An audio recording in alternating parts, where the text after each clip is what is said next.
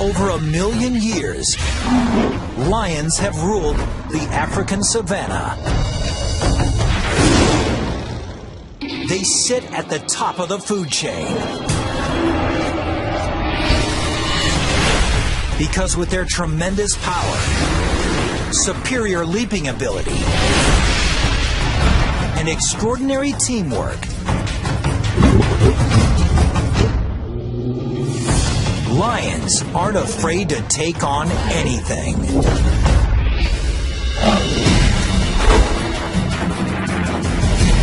The lion, king of the beasts.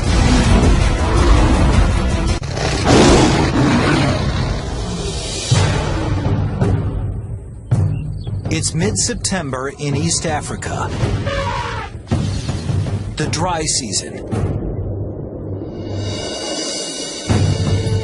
These 12 adult lions and 6 cubs live together in a pride, an extended family that stays and hunts together for life.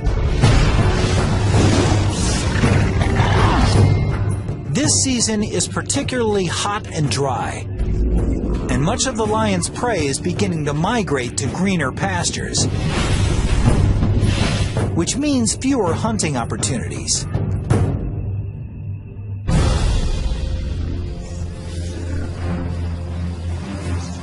Each lion needs over 5 kilograms of meat a day, about 8,000 calories. And with fewer chances at a meal, this pride can't afford a botched hunt. But taking down an animal 5 times their size is not going to be easy.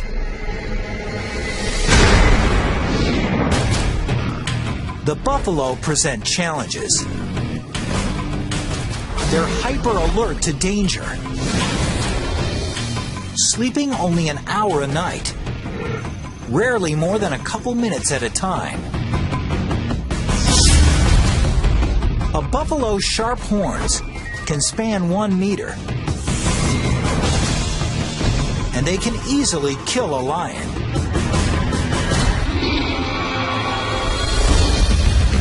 And buffalo protect their own. Smaller and weaker members stay in the middle of the herd, with mostly males forming a protective ring around the perimeter.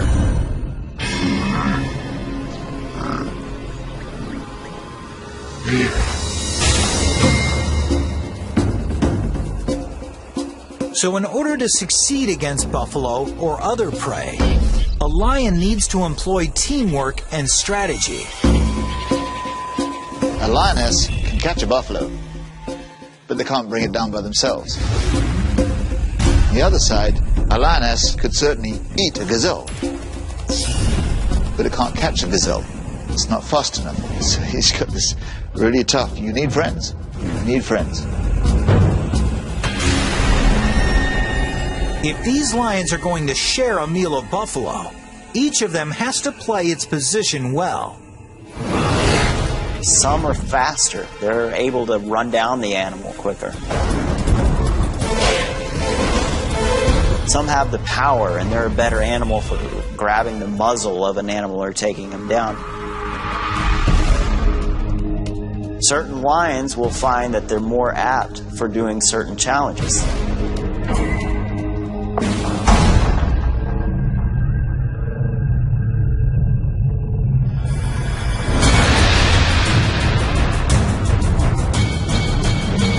The hunt begins when 2 flushers charge the herd, forcing it into a panicked run. Then one of the pride's 2 strikers assesses the situation. She scans the herd, deciding which animal to target. She's looking for weaknesses, singling out the young or sick buffalo, or one that strayed from the herd. In a matter of seconds, she's found the target. A buffalo cow with 1 broken horn. Any fight serious enough to break something as durable as a horn probably did more serious damage to this buffalo. The average lioness can reach a top speed of 54 kilometers per hour. But the strikers, the fastest and most agile lions in the pride, can reach speeds of over 60 kilometers per hour.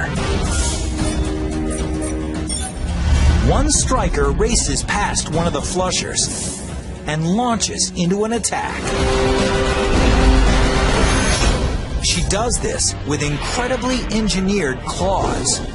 Each paw has 4 sharp forward-facing claws and a backward-facing dew claw, each sitting in its own ball and socket joint, independently suspended. So as the buffalo tries to buck the lioness, she's able to continually adjust her hold. And that's no easy task. This lioness is being dragged with an unbelievable 3 Gs of force. It's like the claws on each paw are trying to hold onto a rocket just after launch.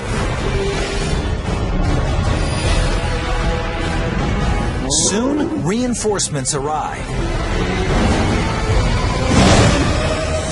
2 more lions jump on the buffalo's back and use their combined weight to try to bring it down. The 770-kilogram buffalo is now carrying 3 lions, weighing more than 400 kilograms. One lioness digs in with her massive canines, while another covers the buffalo's nose and mouth with her own mouth. Within 15 seconds, the buffalo experiences the onset of oxygen deprivation. He panics. This incites a spike in heart rate and rapid body movement, which rather than conserving what little oxygen he has left, eats it up. The buffalo starts to lose consciousness. His muscles relax. Finally, it's over. But after all that hard work, the star huntress may not even get to eat.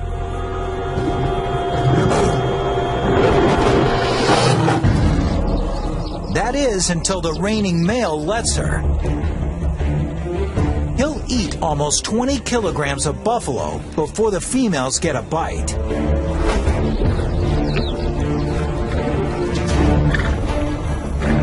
The male is predominantly the king, as it were, the head honcho, the big cheese.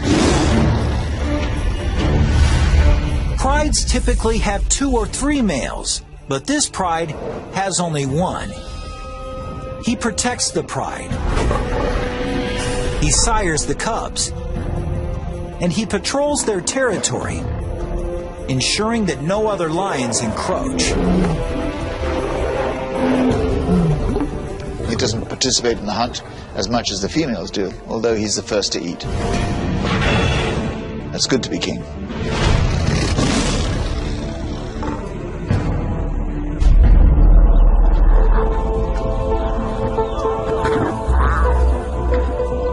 It was a particularly good kill. The 450 kilograms of meat will net the pride 700,000 calories, enough to sustain them for nearly a week. The pride eats.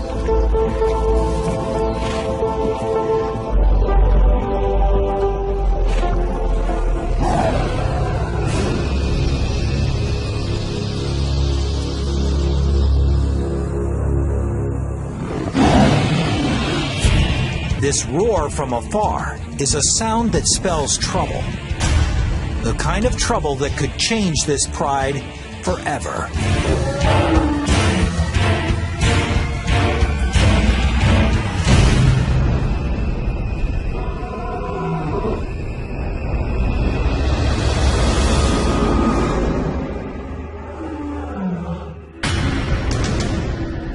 An intruder is approaching. But he's not interested in stealing their buffalo carcass. He's come to challenge the resident male and take over the pride.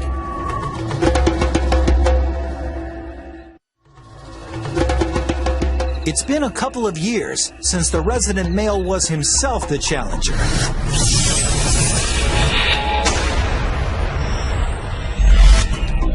Like most males, his mane started to grow, and he reached sexual maturity at the age of 2.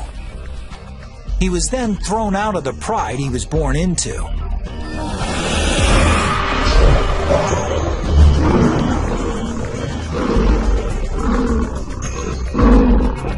This serves an evolutionary purpose.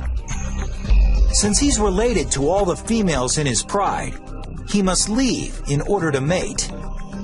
But as a teenager, he wasn't strong enough to depose a resident male.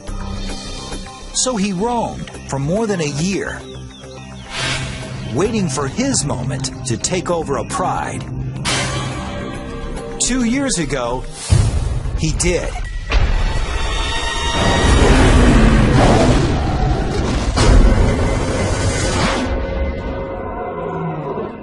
Now, from the sound of the distant roar, the shoe is on the other foot. Personally, I've heard of lions roaring from 6 miles away. And when you realize how far away, it's like, God, but they seem so close.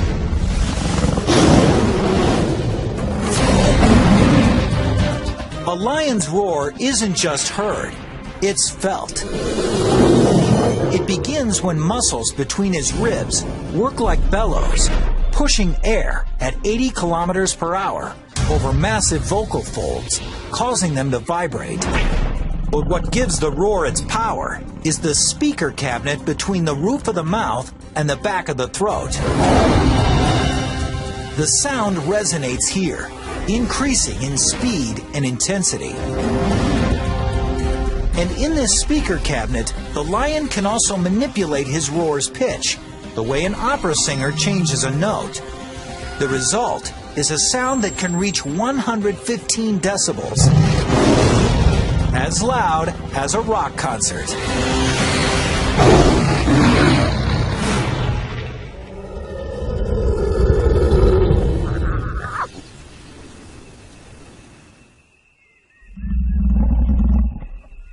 Another roar comes, from much closer this time.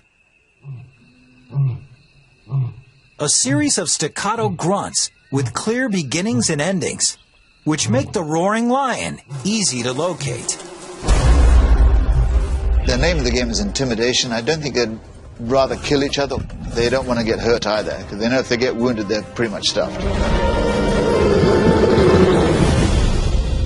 Now, both resident and challenger have a choice. Fight or flee.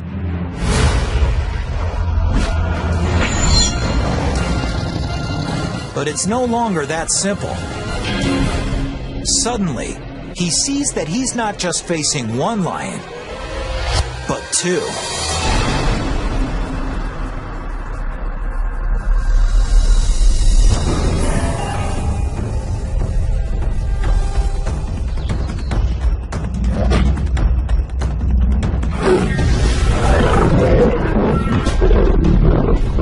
As one intruder attacks the male, the second intruder threatens the pride.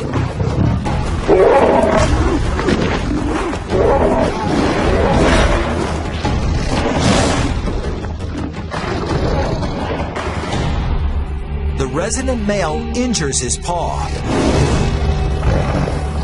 and finally falls on his back in a gesture of submission.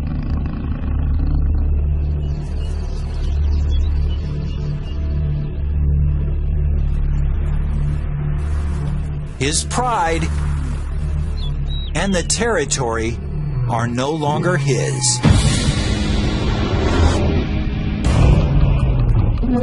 The more dominant of the 2 challengers becomes the new leader.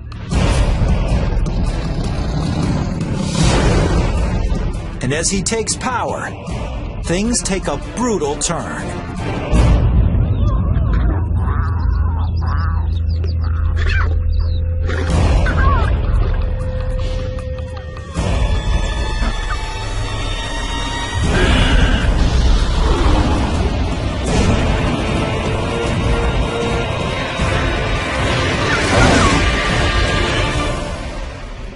kills all the cubs.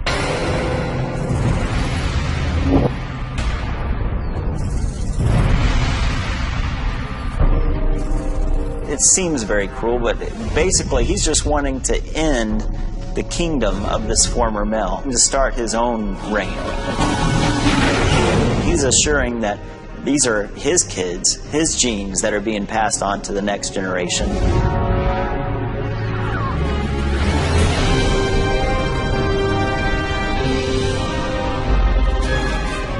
If the new leader can stay with the pride long enough for his cubs to reach adulthood, his genetic line will continue.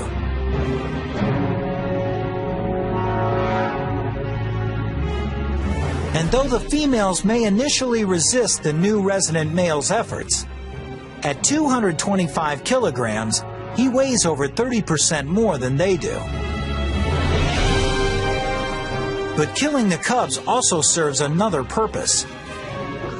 It will actually put the lionesses into heat.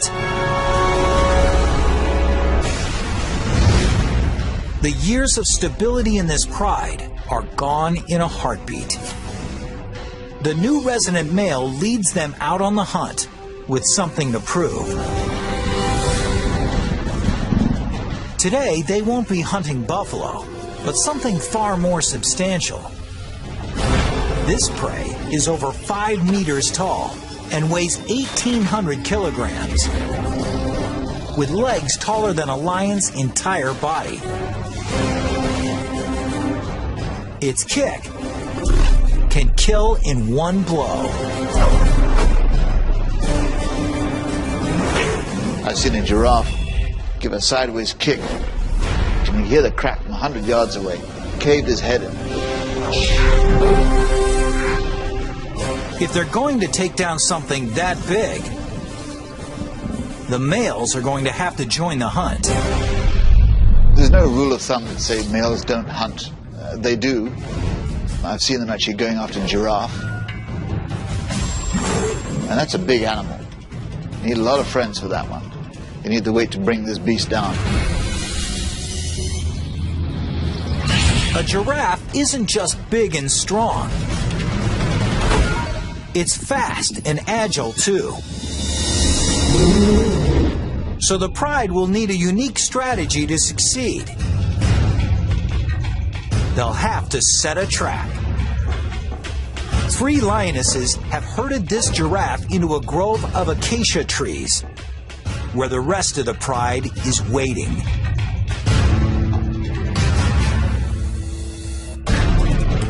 The giraffe is surrounded on 3 sides by the trees, and the lions are sealing off the 4th side. With nowhere to go, the giraffe begins to panic.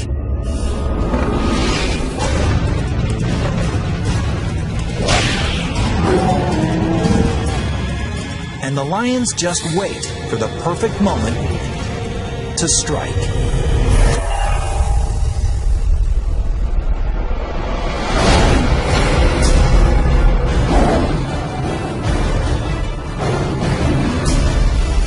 Even with an entire pride on him, this giraffe has no intention of going down easy.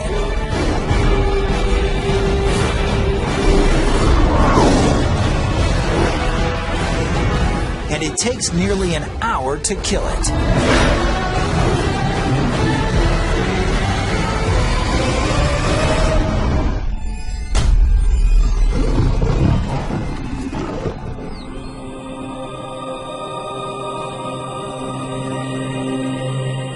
While the pride feasts on giraffe,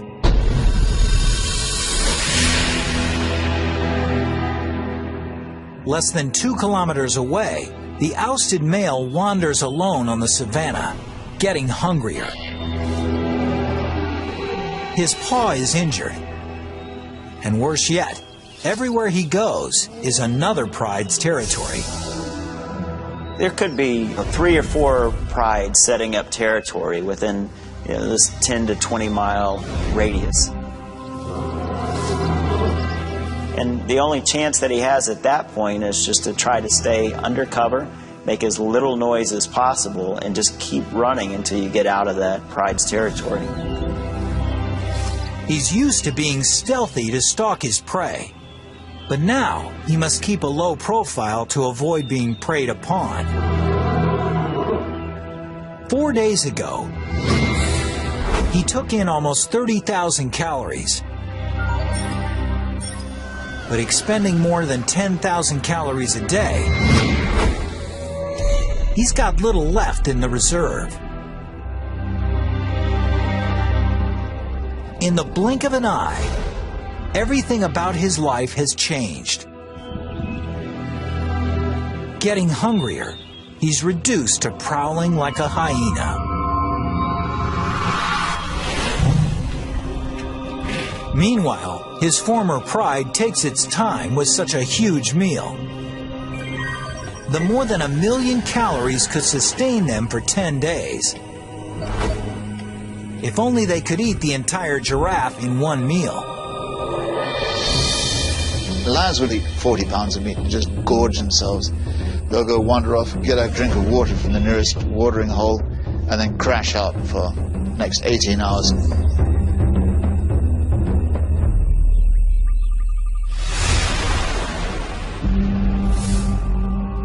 When they wake up,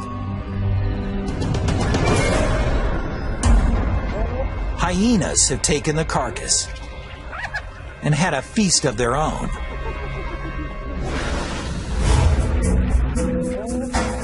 The giraffe could have lasted them more than a week.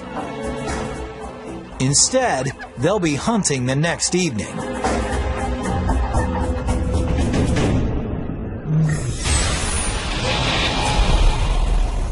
When the sun is down, it's cooler on the savannah.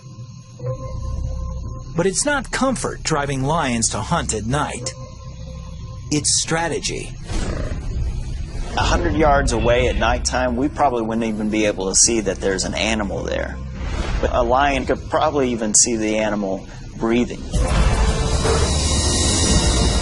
Buffalo have very limited night vision, so they're particularly wary.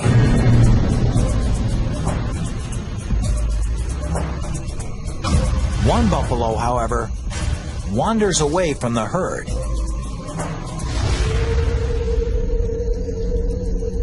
When the moon ducks behind a cloud and visibility diminishes even more, the lions, led by their striker, spring into action.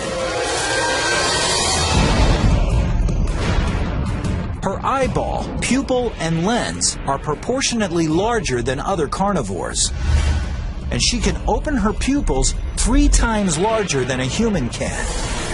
But the key to her night vision is the unique reflective coating at the back of her eye, which ensures that every possible photon of light makes it to the cells in the retina. It's so effective that in the absence of the moon and stars, even without any clouds reflecting skylight, a lion's eye can produce an image better than night vision goggles. The less light there is, the greater their advantage. Lions are twice as successful hunting at night as they are during the day. And on a moonless night, their success rate nearly quadruples. In total darkness, they're deadly. The unsuspecting bull sees nothing until it's too late.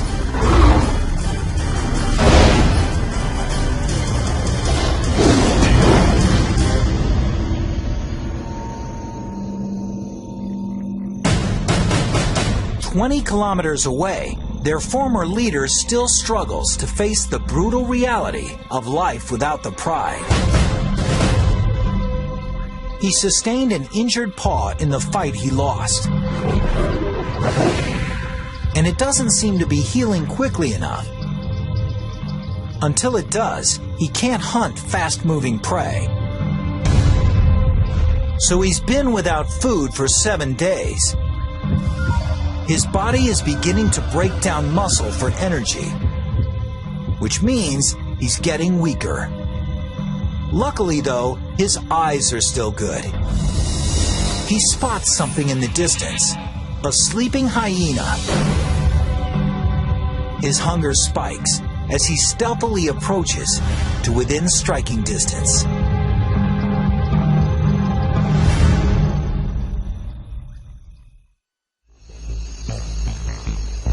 The hyena is a pretty distasteful animal to eat, and they only eat it if they have to, but it's lunch, so he can eat it. That'll sustain him for another week. Hyenas can be light sleepers, so this lion must walk in deadly silence.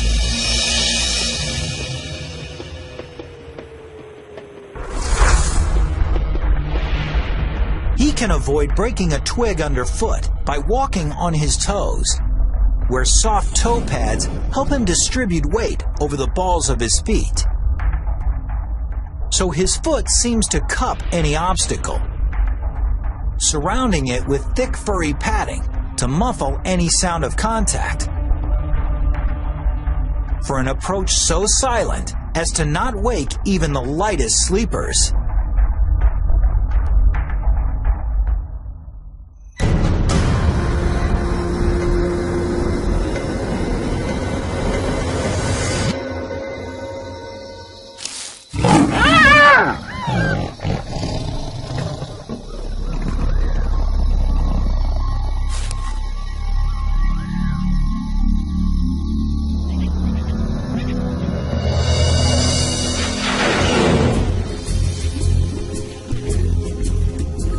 The 40 kilograms of lean meat nets him about 60,000 calories.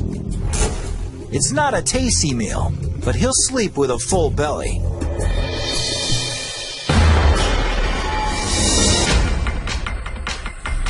A week later, back at his old stomping ground, things have changed. The dry season is in full swing, and the buffalo have moved on to greener pastures. So, out of necessity, his old pride has been looking to other less desirable prey.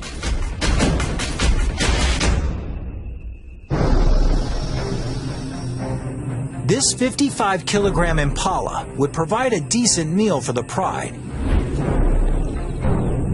But the impala is a formidable opponent. No matter how difficult the challenge, however, these lions have to try.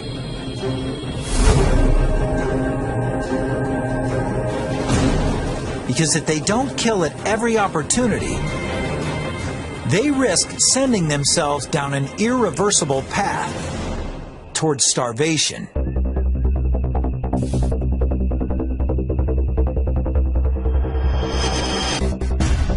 But with the impala's tremendous acceleration, one of the pride's flushers simply can't catch it. A second flusher can't either. But just when it looks like the impala will escape, the pride's fastest lion, one of its strikers, springs perfectly right at the impala's neck.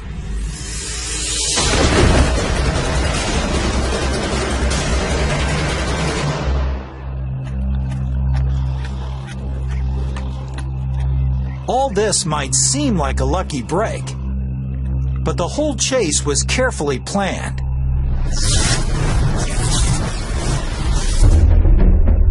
The first lioness's goal isn't to catch the impala, but to direct its course.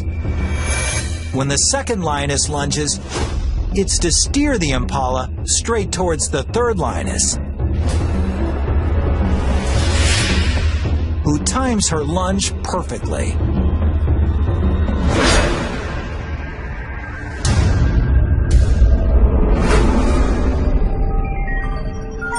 Each lioness nets about 4,200 calories. But the kill comes at a price. The lioness who made it, the pride's fastest striker, injures her leg. And in the wild, even something like a small external wound can be worse than it looks. She's also suffered an internal injury. In captivity, the average lifespan of a lion is up to 30 years. But in the wild, it's only 15 years. 3 days later, the pride striker is dead.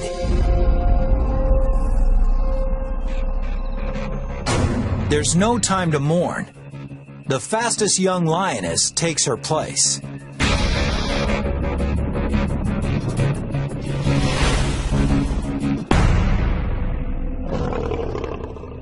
But for this pride's former leader, playing alone in a team sport, there's no such backup. He's only got himself. He may survive for a while, eating scraps or picking up whatever he can. It's been 2 weeks since the old lion was thrown out of the pride he ruled for 2 years. Since then, things have gone from bad to worse. In his heyday, the lionesses in his pride provided him with virtually all the meat he could eat. Without their help, now at a deficit of more than 50,000 calories, he's lost more than 6 kilograms. His body is feeding on itself.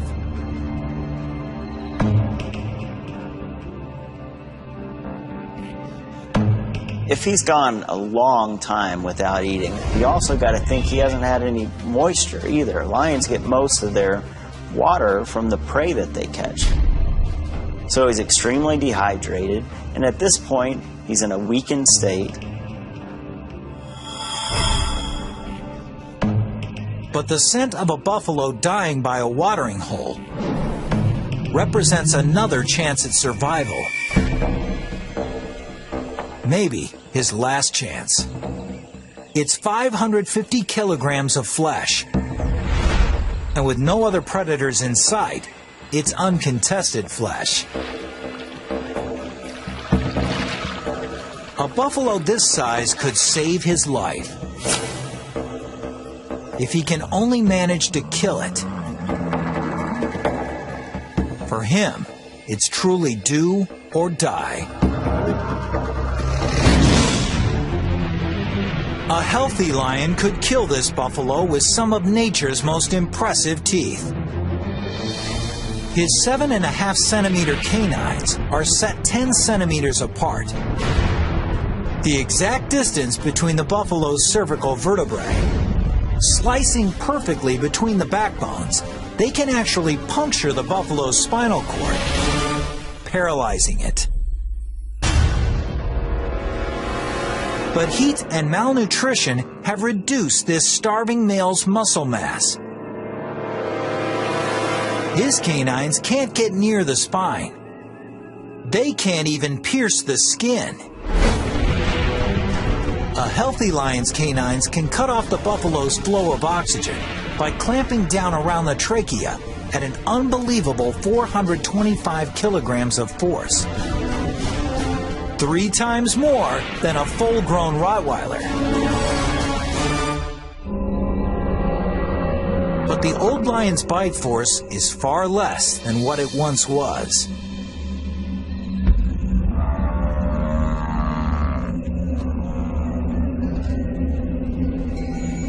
Here's your line. The line o' death, we'll call it. Above here is an animal that can feed itself and hunt.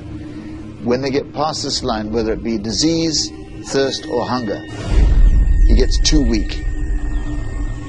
If he cannot chase food and catch it, he's a goner. Every effort he makes to suffocate the buffalo fails. Finally, the old lion gives up.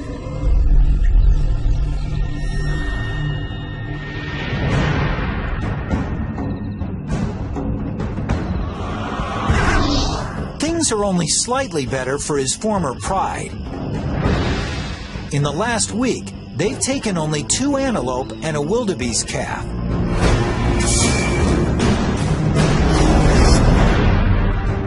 Less than 20% of what they require to sustain themselves. Hunting this smaller, faster prey means a greater reliance on the pride's fastest members, its two strikers. But their new strikers slow to catch on. Since replacing the lioness who'd been killed, she's struggled. She's letting the pride's other veteran striker do most of the work. And with only one functioning striker, the pride suffers.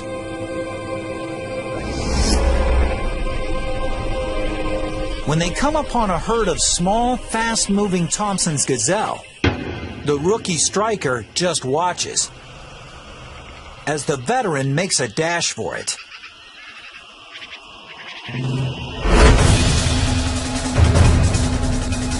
The younger, smaller gazelle isn't as fast as an adult, and it's less experienced at eluding predators.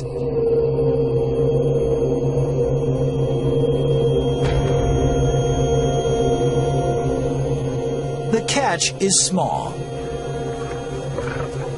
After the pride's two males eat half, there's less than 1 kilogram of meat, or barely 1,000 calories for each of the lionesses. They're not just hungry, they're malnourished.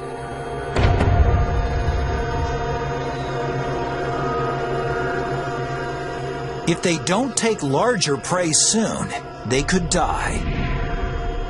And once lionesses begin to die of starvation, it's not long before the entire pride is lost.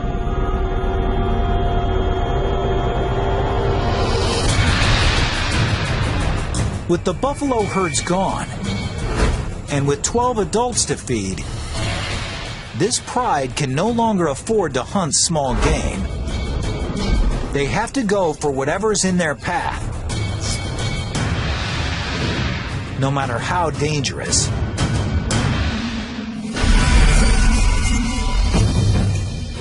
At 320 kilograms, a zebra is more than 15 times the size of the gazelle the pride last shared.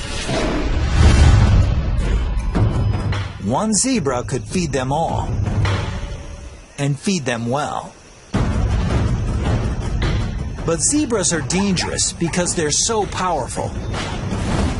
For the lioness who tries to take one, any mistake could spell disaster. A zebra has strong legs and a deadly kick, powerful enough to blind or even kill a lion if it connects.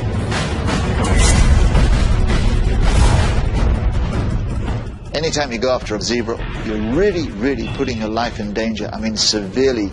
And it doesn't take a mortal wound. It takes just a heavy bruise, a broken foot, a smashed jaw, a broken back, and you're going to be high in a lunch within 24 hours.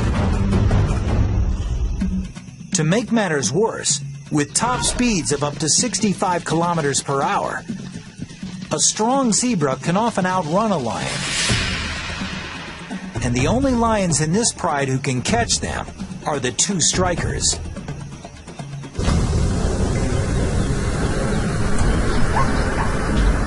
They hold, while one of the pride's flushers disperses the herd.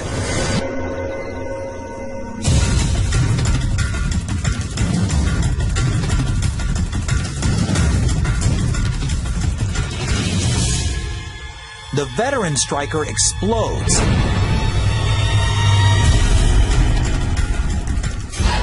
But the untested younger striker just watches and hangs passively back.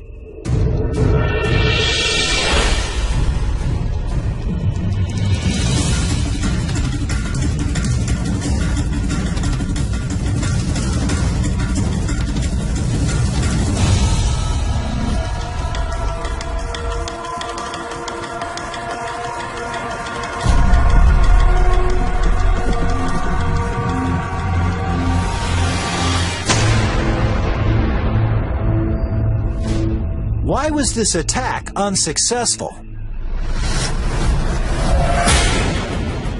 It turns out that one of the biggest problems catching a zebra is seeing a zebra. Lions are colorblind, They have trouble distinguishing between the zebra's monochromatic vertical stripes and the tall green grass of the savanna. And it was just enough to throw the striker off target. Without a precise leap onto the zebra's back, she has no hope of wrestling it to the ground.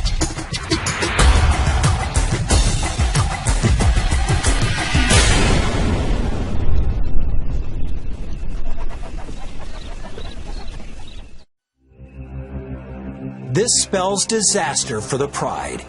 If their number one striker can't take a zebra, it's highly unlikely the rookie can.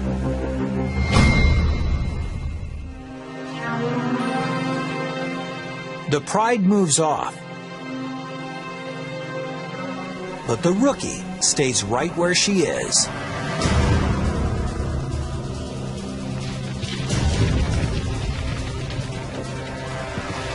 She's learned something from the other striker's miss.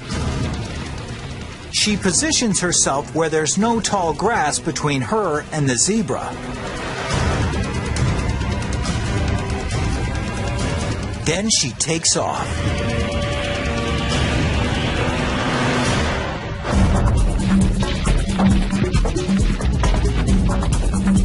But if she's going to take this zebra down, she'll need a perfect leap and a perfect landing.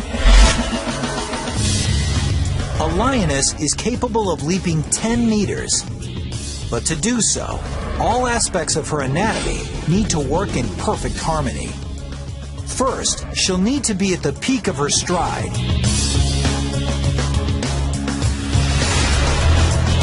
She'll need extraordinary traction from her rear paws, which plant into ground moving by her at an amazing 17 meters per second. Her fore and back legs extend in perfect unison, triggering a spring-like explosion in her spine. The combination gives her the aerodynamics necessary to fly through the air.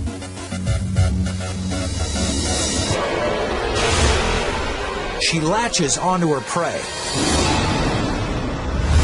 tumbling with it until it falls.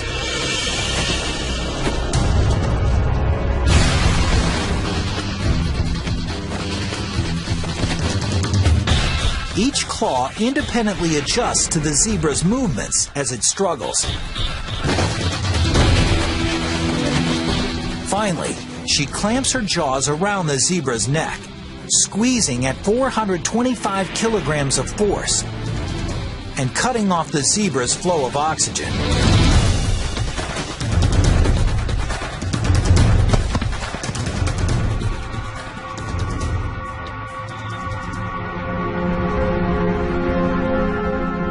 After she subdues her prey, the Pride's two males move in to feed.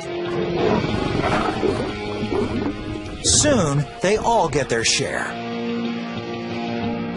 It took a week for the rookie to step into her role as one of their two strikers, but when the chips were down, she saved the Pride. They all gorge on the 320-kilogram zebra until each of its members can hardly move.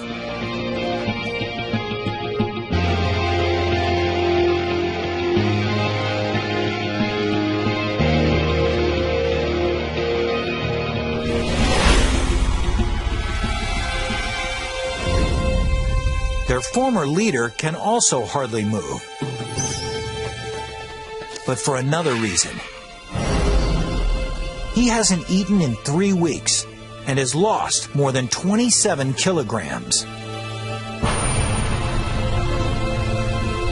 He is dehydrated and covered in lesions. A feast for the insects that are his only companions.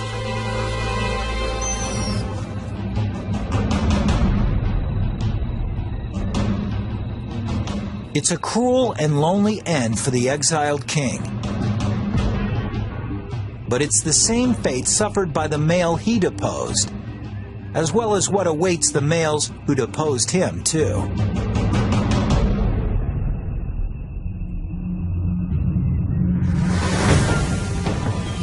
In a few months, the new resident male's cubs are born.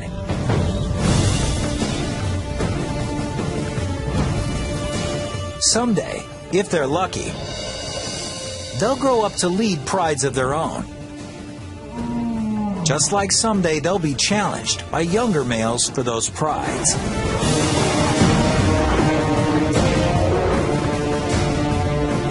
Such is life on the savannah.